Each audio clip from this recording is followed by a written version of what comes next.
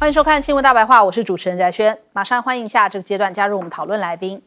国际事务专家赖岳谦。主持人好，观众朋友大家好。台大哲学系教授苑举正。翟轩好，各位观众朋友大家好。退役少将厉正杰。翟轩好，各位观众大家好。好，川普真的是很善变哦，才刚刚说完说，你们一个国家都别想跑，特别是中国这样子来点名哦。但是现在好像感觉上又悄悄转弯了嘛。他就说呢，考虑要暂缓25%的汽车关税。他说我可是很有弹性的人啊，就一个弹性就可以解释他为什么变来变去嘛。他说他正在研究进口汽车还有零组件关税这个豁免的可能性，让更多车厂有更多时间在美国建立生产基地哦。而且讲到了库克呢，他要淡化说最近苹果受到的重创啊，他就说我才跟库克谈过，最近还帮过他呢。这个库克还有个生意呢，他反正就是我是很有弹性的没有改变什么心意啦，就是我还跟库克都还是麻吉麻吉啊，那种感受哦。那现在目前因为他又变了嘛，所以这个美股又活了，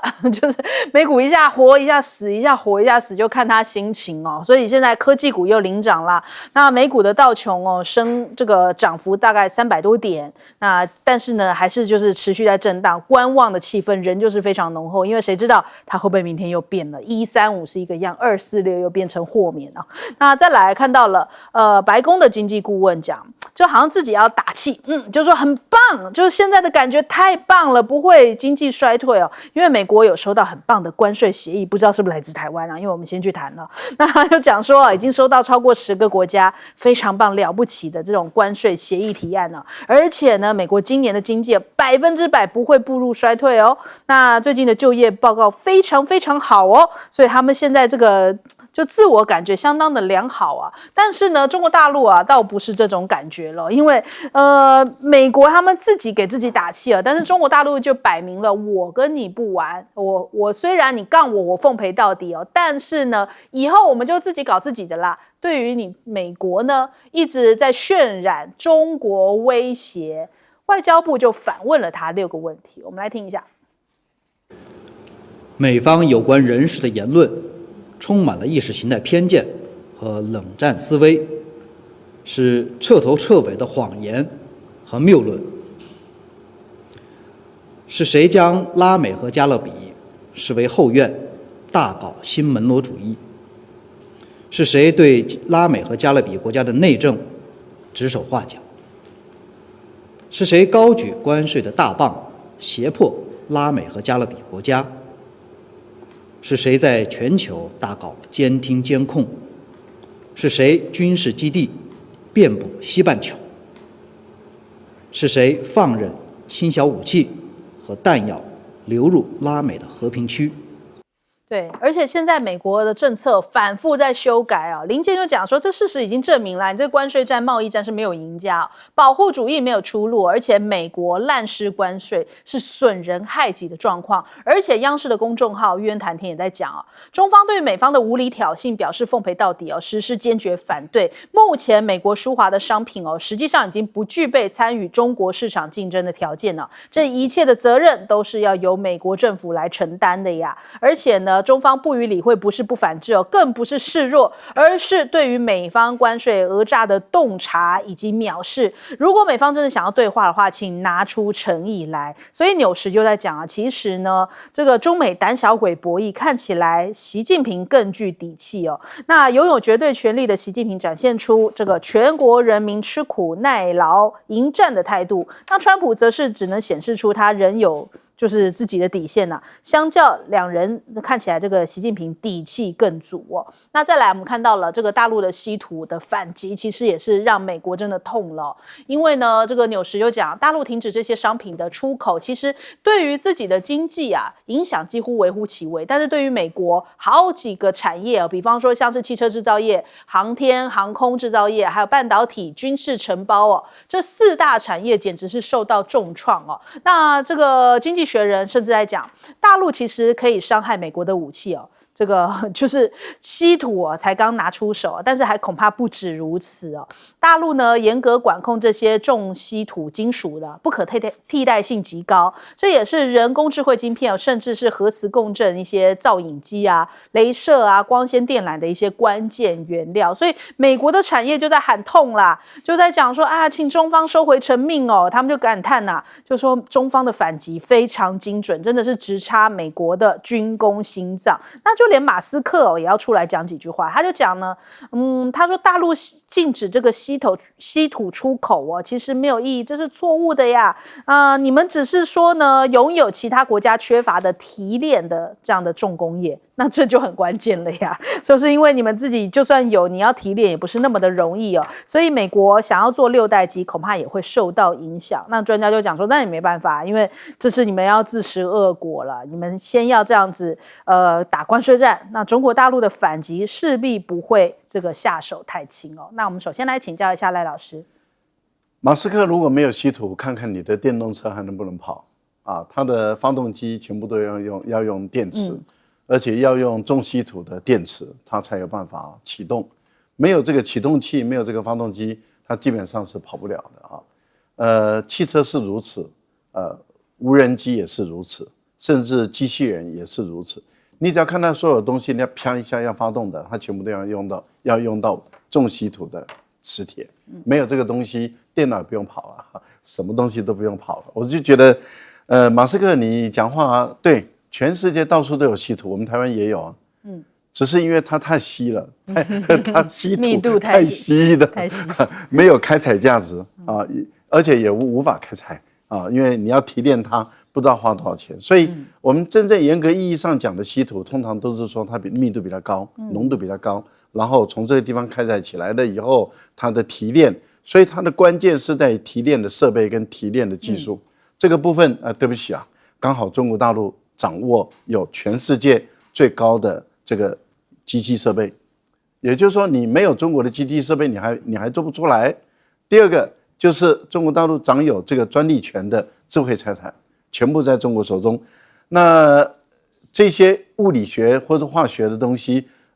欧美国家有没有可能做出来？当然有，可是要10年左右吧。那这10年间，你的车子不要卖，你的无人机不要飞，你的 AI 的机器人不要走，那看你还行不行？你的战机飞不起来，你的雷达没办法用，你的这个雷射没办法用，甚至你的手机都没办法。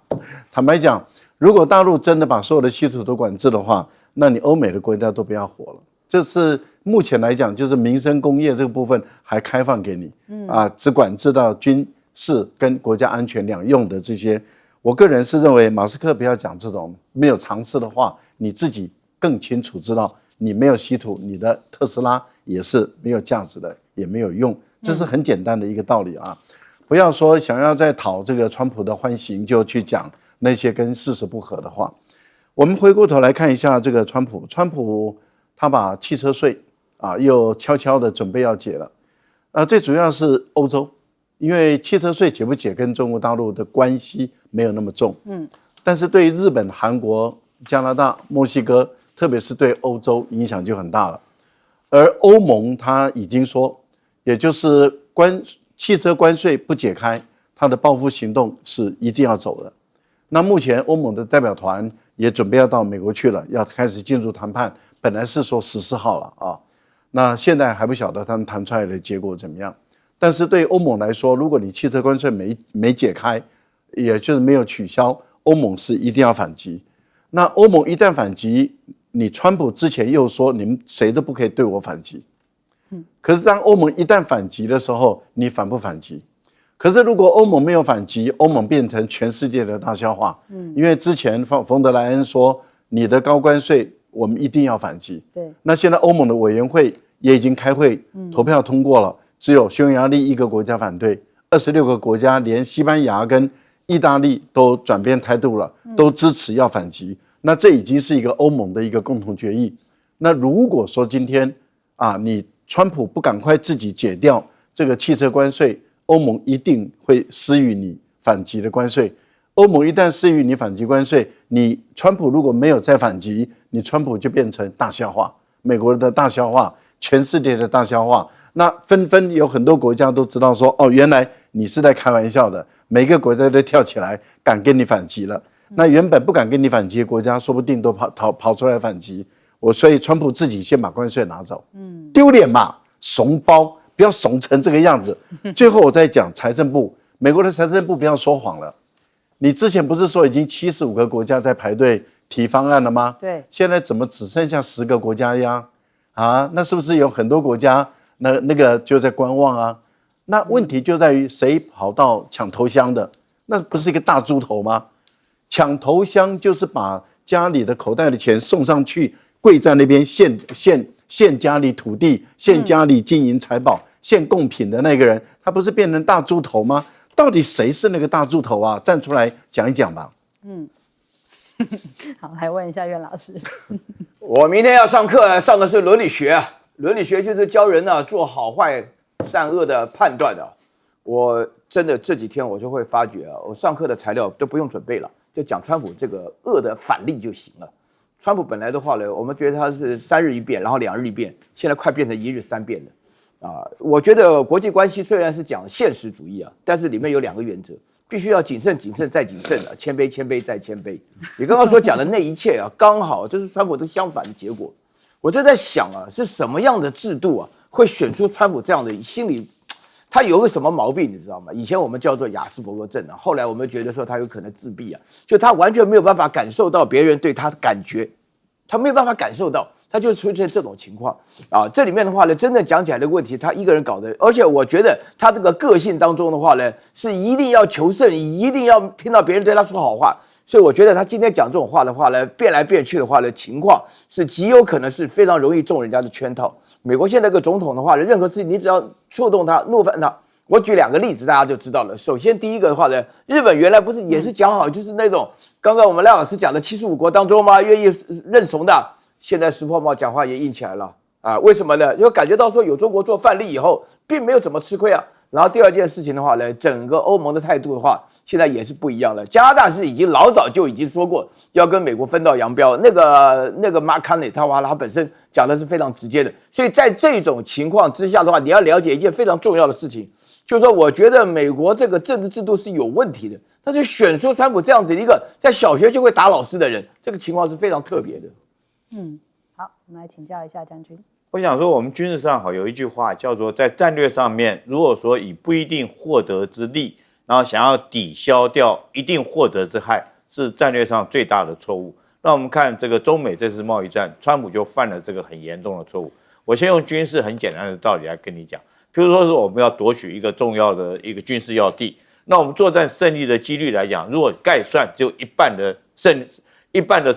战胜的机会，另外有一半有可能会战败。但是我会付出之害，就是这次我不管是胜利或失败，我一定会付出重大的伤亡，这是可以预判而到的。那你要不要去打这场仗？我跟你讲，在我们学军事战略来讲，这种仗是绝对不要去打。为什么？就是一定会获得之害，可是你不一定能够打胜仗，这是最大的错误。现在川普就犯了这个很严重的这个错误。你想要这个，你如果说没有仔细的评估，那你又想要借着这个在关税中美贸易战上面能够打一场胜仗，可是你这场胜仗，你是不是不一定获得之利？可是你会获得之害，就是你一定会冒出你国内的通膨啦，或世界盟友对你的背弃啦，或者是你的骂名，或者是民众的反弹抗议等等，这是一定会获得之害嘛？那你有没有可能抵消？很难讲抵消哈，你就犯了战略上面极大的错误。另外我们看，如果说是如马斯克讲说这个稀土这么不值钱的话，那你试问一下，你川普干嘛要去这个积极的要在乌克兰那边要去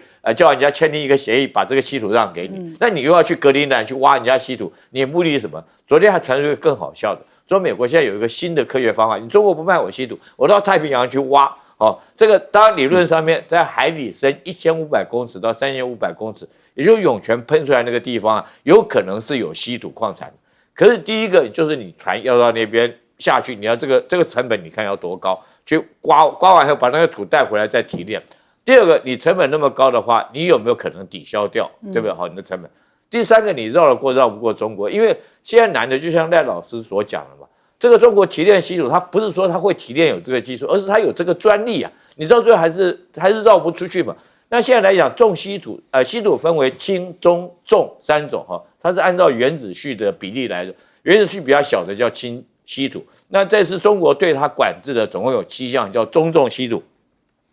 我念给大家听：三嘎特迪鲁抗乙，哈，都很特殊的、少见的汉字了哈。就是因为首先大家对它就不是很了解，但是我简单的说，这些稀土可以用在军工业上面做什么呢？就譬如说是我们看到飞机的发动机 F-35发动机后面喷出来，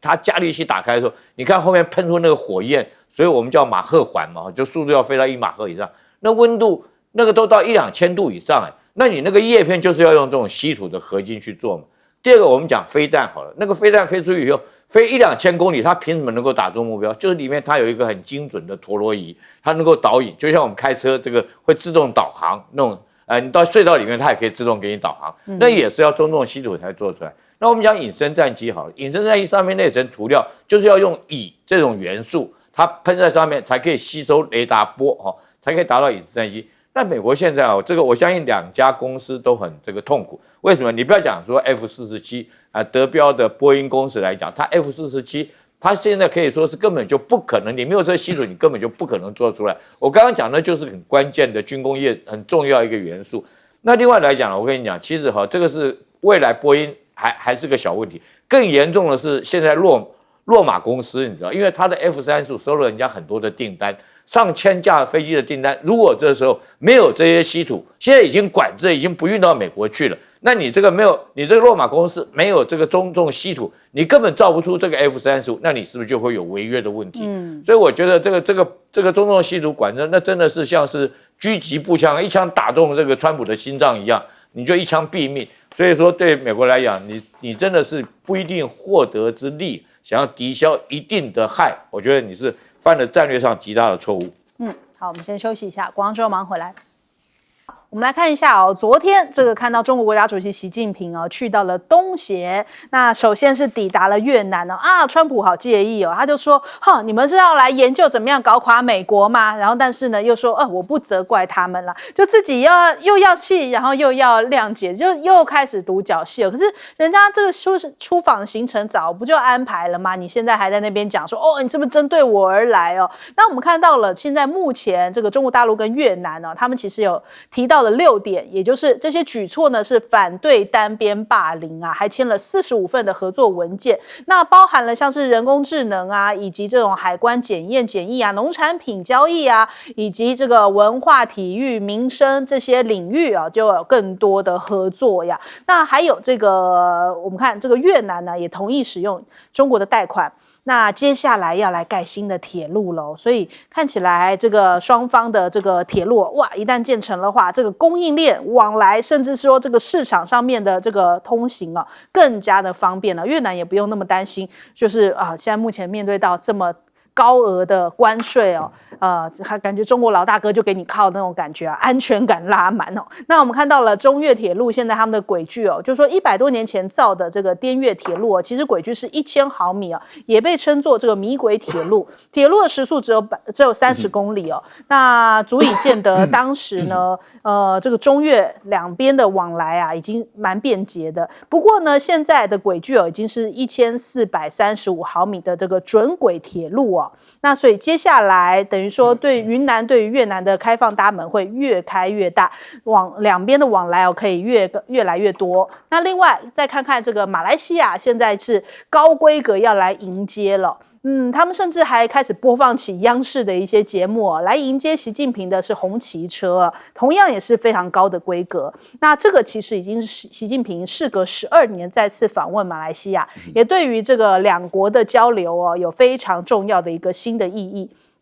那我们看一下马来西亚的外交部长，他就提到了这一次呢，就是中马应该要借此强化合作。借此是指什么呢？借此指的就是现在目前面对到关税战嘛，反而是使得这个中国大陆跟这个东协国家，特别是这一次出访的越南、马来西亚更加的紧密了。那所以他们就说这样子的贸易才会达成双赢所以他们意在言外都在跟美国讲话，跟美国说你不要一直用关税战只会孤立你自己那这样子的一个魅魅力攻势哦，其实你看到 BBC 也在讲，这个其实是习近平的魅力攻势哦，魅力外交，那也是让其他的国家可以成为他坚定的盟友，进一步来跟川普抗衡哦。那再来我们看看，其实安华呢过去也是好几次跟这个中国大陆的往来访问哦，在2023年就有2趟啊，就是3月底跟9月的时候，这个访问中国大陆。那2024年的时候，甚至他还出席了上海举行的这个中国世界，就是中国国际进口博览会。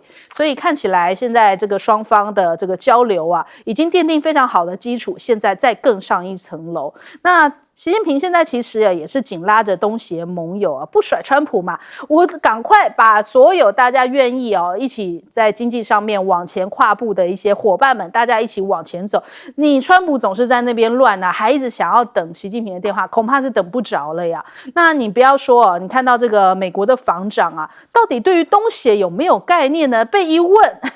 简直就是交了一个白卷哦。我们看到这个参议员达克沃斯就去问他，因为他其实呢就是在派驻伊拉克的时候执行任务的时候就失去了双腿啊，他其实很了解这边的状况，他就拷问了一下这个赫格塞斯啊，那就说你知道东协是哪几国吗？结果他就答来答去答不出来是哪几国。这样子的人能够当国防部长吗？他就只讲说我们在这边跟日本、韩国、澳洲都很好。这样子的人，连东协是哪几国的人都不知道的人，却是担任着这个美国的国防部长。所以网友在吐槽啊，对啦，这个日本、澳洲之间只剩下海洋，已经没有东协的存在了嘛。那首先我们来请教一下赖老师。对川普来讲，他真的是有点嫉妒了嫉妒越南怎么能够迎接习近平的到来？他电话都等不到，因为他电话不但等不到，他打的时候对方也不接，然后他想到北京去访问，北京也不邀请，那他希望习近平到海福庄园来也没兴趣所以这个对川普来说，我已经用尽诸般手段我已经也用极限施压，但是中国大陆只有4个字，就是奉陪到底。那关税已经达到125了，那就没有意义了，那就是我不会再理会你的关税了。你要再升也好，你要再降也好，我都不会理会你。但是我的手段还是会继续出的也就是说，大陆的制裁美国的手段，换言之，也就是不会再从关税下手，因为125就没有意义了嘛。所以从稀土啦，从其他的地方来例如说从服务贸易、从公债开始美国政府的国债开始在卖，然后开始把美元开始抛售，然后转换成为黄金，再把黄金运回国等等的其实手段很多了，还有留学生到美国去留学要考虑一下，观光旅游再考虑一下，因为高风险区，所以这个旅行社基本上就不会组团了所以手段还是很多，牌还是继续在打。但是呢，继续在制裁你美国，没有停止。这个对川普来讲的话，已经快崩溃了嘛，因为等不到嘛，他一直在等，一直在等，然后我的极限施压都没用，结果就突然间他的海关宕机，我现在已经确定了，当天海关是故意宕机，因为之后他就宣布暂不收税了，这个因为收了再退很麻烦，干脆先不要收以后再补，结果就完全不要收了。对于川普来讲，他当然他会认为说这次习近平到越南去，越南这么高规格的一个接待，其实有几个事情对美国来讲他会压力的。第一个就是南海共同行为准则，在这次又谈到所以等于是要在越南这个部分再往前推。那这个对美国在菲律宾在东盟闹事，对菲律宾是不利的这是第一个部分。第二个就是继续在推自由贸易。那也就是说，自由贸易中越在走的时候，越南也要跟这个马来西亚，因为马来西亚是轮值国主席，他也在推中国跟东盟的自由贸易 3.0 版往上推，然后跟日本、韩国，中国跟日本、韩国也在推自由贸易，所以从10+1的 3.0 版要发展到10+3的 3.0 版。未来澳大利亚跟纽西兰欢迎有兴趣的话再加进来。这个就是 RCEP 的 3.0 版就推上去了。那以现在这个时候来说，刚好就是跟美国对抗嘛。也就是你美国搞保护主义关税，中国大陆把税一直往下降，一个再往上升，一个再往下降，那中国跟东盟的贸易额在扩大。对，现在我们也看到了，鲁拉也非常开心嘛，鲁拉也派了他的能源部长到中国来说，哎呦，你们有2个月没有进美国的 LNG 的液化天然气了，我们巴西也有啊，我们来卖啊。然后南方共同市场已经警告米莱说，哎，你是南共体的成员国，你不能够单独的去跟美国来谈判，不然的话你就退出南共体。现在米莱也回来了，那米莱也没有再跟着美国走。好，问题是您看到没有？马来西亚在越南当天给川普打电话的时候，马来西亚的总理的那个叫什么总统嘛，哈，就应该是首相了，就打电话给越南，说我们东盟要团结在一起。我想这些都是有巧妙的安排的。对川普来讲，他当然有压力嘛。更重要的地方是在于本币的交易去美元化，我觉得这才是重点。好，来请教苑老师。元首的访问啊，绝对没有配合什么新闻就开始做访问的，这个老早就敲定的。你想想看，这个川普原来讲的话呢，这么一个胡说八道的人的话呢，他会强调不是4月份啊、6月份啊他想见谁啊，这那的。那么，所以在这种情况下的话呢，我觉得这3国都是有学问的了哈。柬埔寨不用讲了啊，因为从14号开始的话，就最后一站会是柬埔寨。那柬埔寨的话，跟中国关系好得不得了。那这个马来西亚的话呢，那个安华的话是一个回访啊，这个回访本身来讲也是一个非常重要的一个动作啊，因为安华这个代表马来西亚的话呢，对于这个中国的印象当中是属于东南亚回教国家当中最支持中国的立场，到目前为止。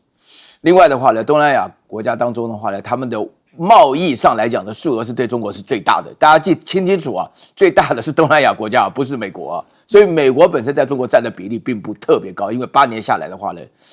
是已经做好了充分的准备啊。那越南本身的话呢，这个3方面是非常重要的啊。第一个就是它的地缘关系啊，越南的话呢，南到北啊，或者北到那个3000多公里啊，而且都在南海附近啊。然后第二点的话，它的历史当中的话是跟中国跟美国都是发生过战争的，这个大家都不要忘了。然后第3点的话呢，越南本身的话呢，就是一直以自己是东南亚小霸王的自诩啊，结果发觉的话呢，不管是这个老瓜啊，或者说是泰国啊什么的，还有一直延伸下去的话，都有中国的铁路啊。那么越南本身的话呢，都看都看不到。所以说呢，越南在目前为止的情况下的话呢，对于这个中国跟美国之间呢，它是非常尴尬的。越南跟美国之间呢，在美国的贸易占了它1/3的经济啊，那这是非常重要的比例啊。那么另外的话呢，它跟中国之间呢，它那个交界地处非常大啊。我是我们学校的那个越南同学会的这个指导老师啊，我曾经到过那个河内啊去演讲过啊，那边看到他们河内那边有一个夜市啊，那个夜市好大。夜市里面每一个人都会讲一点中文啊，都用人民币交易啊，你就知道2国之间的关系之近啊。所以，但是这个国际的局势使得他们非常复杂。所以越南这种情况，表面上的话对美国也是认怂啊，因为他被科了46%的税。在这种情况之下的话，他要面对一切的选择中，表面上的话呢是臣服，实际上的话呢就是借这个情况呢跟这个中国拉近关系，而同时的话又要强调说。就是说我们这边的话呢，要各方面签了很多的约，40几条啊，所以大家要了解啊，这个每个国家都是很谨慎的在玩这种国际平衡的游戏，只有美国大拉拉的把这个对人家的欺负就把这个话挂在嘴边。好，来请教将军。赫格赛斯如果说是对东协不熟的话，我真的要建议他多看看我们新闻大白话尤其是说我在这边，我等一下跟你说明这个东协对你美国有多重要。其实赫格赛斯不懂。这还不是最严重的笑话。我们昨天还看到有一个叫教育部长，美国教育部长，他把 AI 说成 A1， 对，他连教育部长连什么叫做 AI 都不知道，说成 A1， 那你就知道美国这个官员素质有差到什么程度。难怪之前的国安顾问这个欧布莱恩到我们台湾来，还叫我们台湾说每个人要发一把 AK-47步枪，他连就我们台湾用什么步枪武器你都不知道，你居然是美国国防部长，还可以大拉拉到台湾来骗钱。那我特别要讲，如果说是这次来讲的话，这个东协对美国有多重要？这次习近平去，第一个当然就是给你美国穿鞋子嘛。难怪你这个川普会在那边讲那些酸话嘛。那你看看，如果说是那3条铁路同轨完成之外，它整个中国来讲，在东协地区，它已经就几乎都“一带一路”在这边已经部件完成。大家不要忘了，它从老挝那边还有一条铁路中泰铁路，它已经完成它泛亚大铁路的一个构建网。因为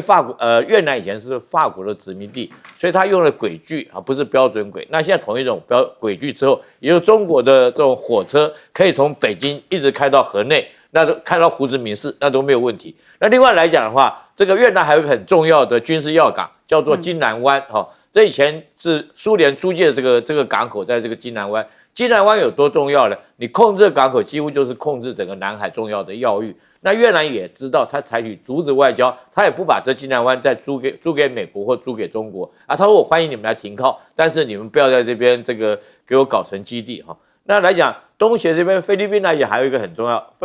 菲律宾那个叫苏比克湾哈，距离黄岩岛只有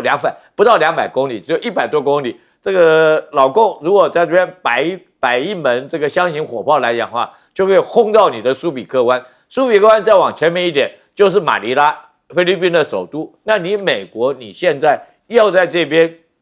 南海这边要把人家菲律宾绑上战车，对不对？去跟中国对抗，就是你国防部长你居然讲不出东协这个地方的地理军事战略位置有多重要。当然了，国防部长他不管军令，军令这个地方的作战指挥是归太平洋这个舰队司令就是帕帕罗在指挥。但是你国防部长要了解的是军政，也就是说我代表一个政府来讲，我在这个怎么样跟一个国家，我知道它地缘战略的重要性，这是你赛格克斯你必须要了解的。那居然你讲出这么这个离谱的话，我想说前一阵子我们看到这个他们就用群组里面把一个这个总编辑拉进来讨论，说是要用怎么样去打胡塞，3言2语的，这真的是不足为奇哈。那我想说美国之后还有很多官员等着闹笑话给我们看。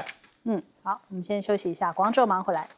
好，川普的关税现在是不是把世界各国逼得转向啦？原本想跟你美国是盟友嘛，想不到你对盟友那么狠呢，所以现在开始连欧洲都已经转向啦。现在中欧要重启这个电动车的谈判，现在替代方案有利于比亚迪，不利于特斯拉。那恐怕这马斯克听到又要难受了。那但是呢，我们看看这个欧洲的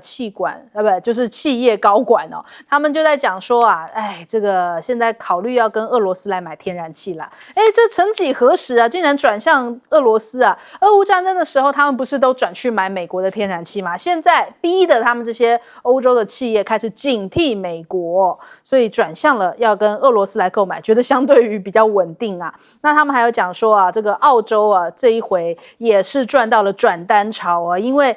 本来这个美国的一些牛肉会卖到中国大陆这边去嘛，但是呢现在开始转向这个订单转到了这个澳洲这边来，所以他们也算是喜迎转单呐。那但是美债自己本身的危机就是持续还在扩大当中。不过美国的财长贝森特讲说，现在没有任何的证据显示主权国家在抛售美债那有必要的话可以加大回购，所以他又觉得说要安定市场的心啊。但真的是如此吗？你看看这些目前日本他们是否认的，他们说不是我们卖的这是无稽之谈但是其实呢，这已经代表市场上面对于美债失去信心你光看叶伦的讲法，他就说呢，抛售美债其实是反映出来一般民间市场对于这个政策的信心危机所以这个趋势是非常令人忧心的。那英国的媒体也提到了这一场的贸易战，他说中国是有能力来应对的，而川普的关税政策是注定失败的英国的金融时报就有发表这个中国是有能力应对为题来评论其实看起来川普在赢面上面是相对较小，他是没有准备去打的这一场仗但是中国大陆早就准备了，就是从你上一任开始就准备到现在多年的这个准备来应对你。那美国现在又要征税了，征什么税？现在连他们自己国内的有钱人都变成了征税的目标。你看贝森特在讲我们现在要全力来减税，那减税的话就是要这个富人税有可能是选项之一，就是可能富人税调高，然后来给大家减税所以他们里面恐怕还有的乱了，有的闹了。那我们看到了这个美国现在他们这个议员就在讲说，川普不要讲什么关税了，你只有在乱而已我们来听一听。There is no tariff policy. It's just all chaos and corruption. That's all we have going on. And how can you believe any of these guys? What did Donald Trump tweet out all in caps? I will not back down. How many hours was that? 24 hours, 30 hours before he turned around and backed down. These guys are into chaos and into corruption. And this is the reason. 对，所以在他们眼中，你就是在乱而已嘛。的确啊，一波接一波的乱啊，现在导致呢，这个美国的订单呢，开始断崖式的暴跌啊，就是进口的订单。所以大家现在不太愿意就是卖到美国那边去了，因为呢，这关税就摆在眼前呢，这个感觉好像也很难吃得下那个关税的成本哦，所以卖家也不太愿意买单，那所以消费者就被牺牲掉了。那你看看这个。PlayStation 哦，还有这个 PS5 啊，他们现在看起来，这是 PS5 嘛？那他们说现在因为欧洲版要加高50欧元哦，所以美国恐怕也要跟着涨价啊。那还有一些产业研究的分析师讲说，美国的游戏机哦，基本上至少要涨30%哦，这恐怕也会导致全球这个游戏机产业的价格要重新调整。那 iPhone 当然也是哦，所以有一些美国网友在讲说，我现在开始要飞去这个中国大陆直接自己买好了，我不要在美国这边买了。我们来听一听。That the iPhone is going to go up to over $3,000. So flying to China, buy the clothes, bags, electronics, no middleman anymore. 对，可能飞一趟价格比起这个赚这个关税都还来得省哦，所以他们干脆直接飞。那也有制造商就讲说啊，我也想要用美国制的，但是呢，比来比去价格差这么多。我们来听一下。I'll give you some very specific examples here. For my big bottle of hot sauce, I had a prototype made in China,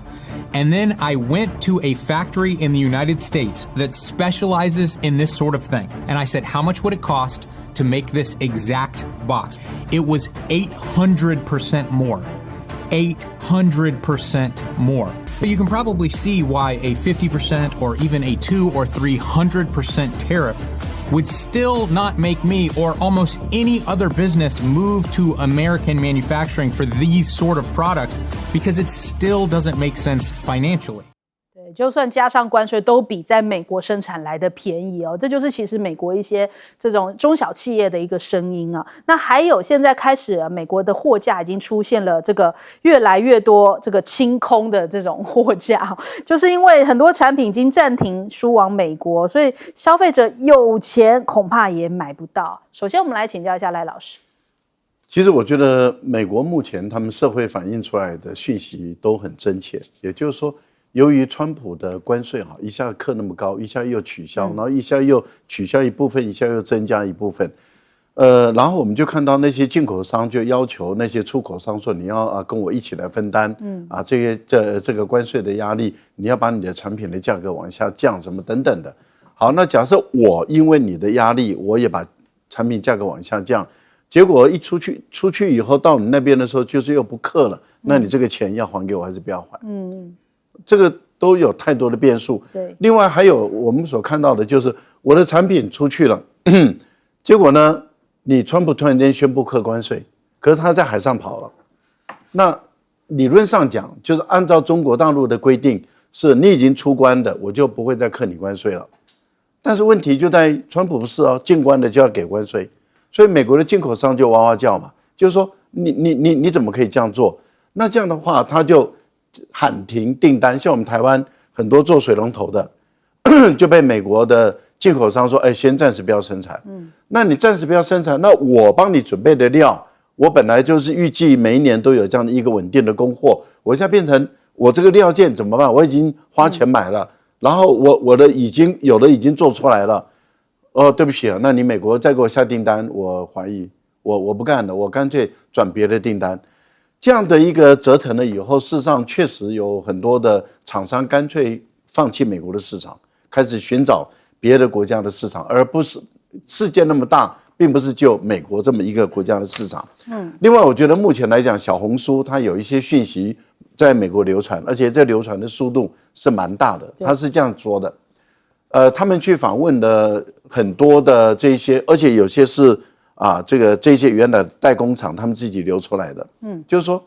我们做的这个，例如说这个健身瑜伽裤，我们工厂出产出的时候，例如说才5块美元，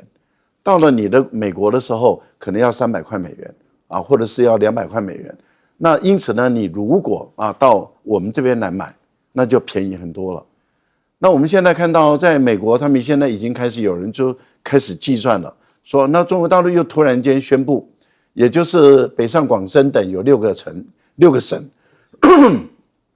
直接可以办退税11%。好，那就很多人就算说，哎呦，关税那么的对中国大陆关税那么的高，我们也买不到货，但是也没有别的替代品，美国的厂商也不能供应，但是我又需要，可是我就买一个家就干脆利用周末不是利用一个假期到中国大陆来玩那么一趟，我跟我社区里面大家东西都买，然后跟工厂批货买完了以后，直接就一个人可以领2个箱子嘛，然后就我如果一家4口来就可以领8个箱子，如果再加一个 baby 婴儿就10个箱子，10个箱子装得满满的就回去了，结果还赚，旅费还省下来，这是可以核算的而且大陆又免签证就是又可以直接来往，以后签证费也不用了，所以他就算一下机票费、旅馆费、观光旅游完了以后，这些买完回来回到美国再卖给这些社区里面的人，搞不好那个整个旅费还赚回来。有跑单帮了，但是他不跑单帮，可是呢，他们就整个社区大家轮流来到中国大陆来买，那这样的话，干脆就解决了这个叫做蚂蚁雄兵嘛，3亿多美国人民。只要有5000多万人，大家轮流到中国来玩，一方面增加你旅游，2方面增加那个航空业的收入，然后3方面大家又省钱，然后你美国的关税又扣不到，特朗普就坐那边说，财政部部长，我的关税荷包现在扣的怎么样？那钱袋子有多少钱呢？他说没有钱了，为什么？因为中国的产品都没有进来。可是我到处看到这中国的产品啦，他们用蚂蚁搬家的方法，每个人都搬一点，反正有5000万的美国人在搬家，都把中国的产品搬过来就可以了。还不错啊！我是觉得这个建议还不错，小红书多看一点，我想给美国很多朋友一个很多的启示啊。好了，文渊老师。我先跟大家强调一下那个叶伦讲的话是对的那个贝森特讲的话呢刚好是相反的，因为美国债市的危机出现那个就是它什么叫殖利率飙高因为美国为什么看起来这么有钱？因为美国具有美元的铸币权就是它可以乱印可以乱借钱就在这种方式，美债的话呢欠得非常可怕，36万亿的时候是大家都知道的事情，但是最近的话呢，殖利率飙高的原因就是出现2方面。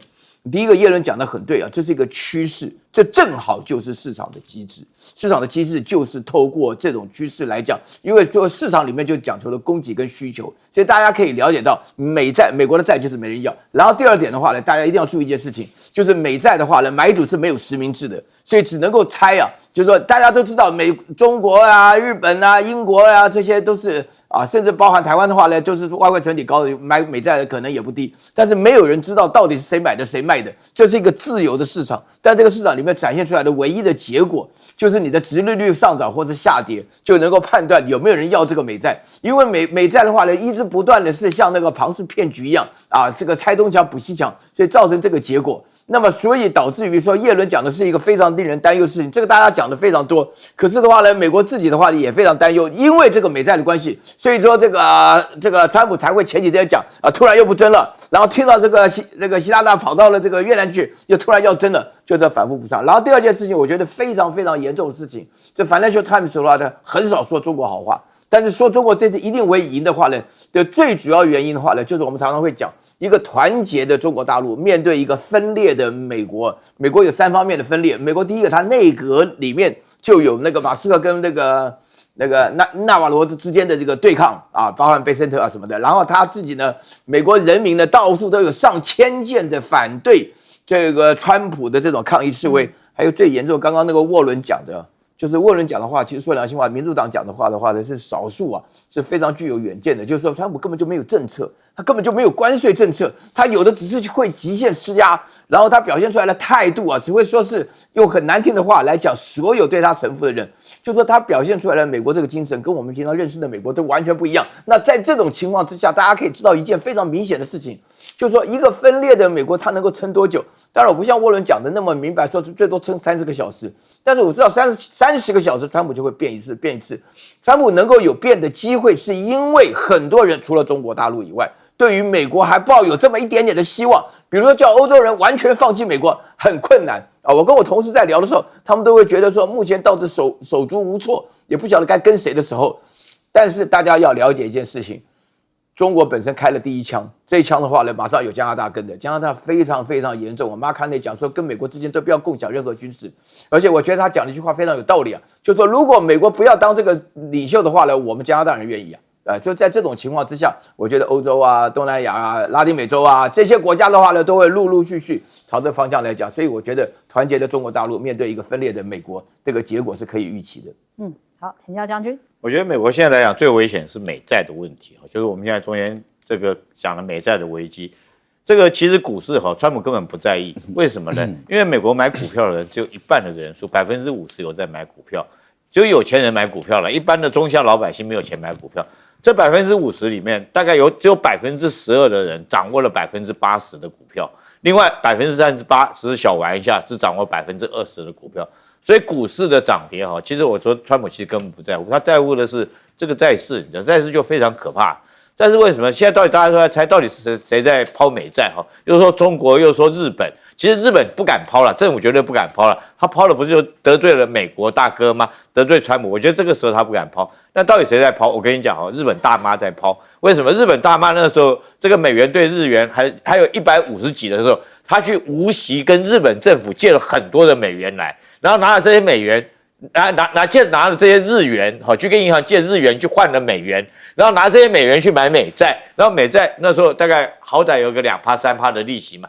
总比我把钱这个不借白不借，这个空手套白狼啊，用这种方式来套。但是你知道尤其是这些所谓对冲基金，它就不是说一笔钱而已他拿了美债再去质押，然后再去换更多的美元，拿更多美元再去换美债，这种杠杆操作到60倍以上，甚至到100倍，这就是所谓对冲基金。也就是说，你借1万块钱的，拿1万块钱美元来讲，你几乎可以操作到60万美元的这种债市。好，这下子好了，那这下子这个日币一升值到今天好像说到142吧，你知道他又亏了，你知道吗？日本那些大妈就亏了，因为他这个是跟日本银行借钱，他还是要还日本银行啊。我原来借的时候是这个一日元可以去。152日元可以去换1美元。那现在来讲，我把这个美元回来以后，我只剩下142块，我就亏了，所以赶快把这个美债抛掉，然后换回日元，换日元就把这个银行的钱还掉。所以这一番操作下来讲的话，再加上对冲基金再加上政府来讲，当美债短时间之内就面临很大一个崩盘的危机。尤其是说美国光今年就要还的美债到期的美债，你一定要还给人家嘛，你那等于跟人家借的钱，当时间到你就要还，不然的话你美债就信用就破产了。那今年来讲将近有9兆的美债要兑现要还，然后6月份就有6兆，所以他现在很急啊，急着干嘛？他要去发更多的这种新的美债来还旧债那发新债来讲的话，问题是说大家都在卖，那你新债来讲，你利率一定不好嘛。所以我们看到美债利息这个30年长利率的高到飙高到5%，就是这个原因。那5%来讲的话，你36兆美金的美债来讲的话，你看看36%，你要多光这个利息你就负担不过来了。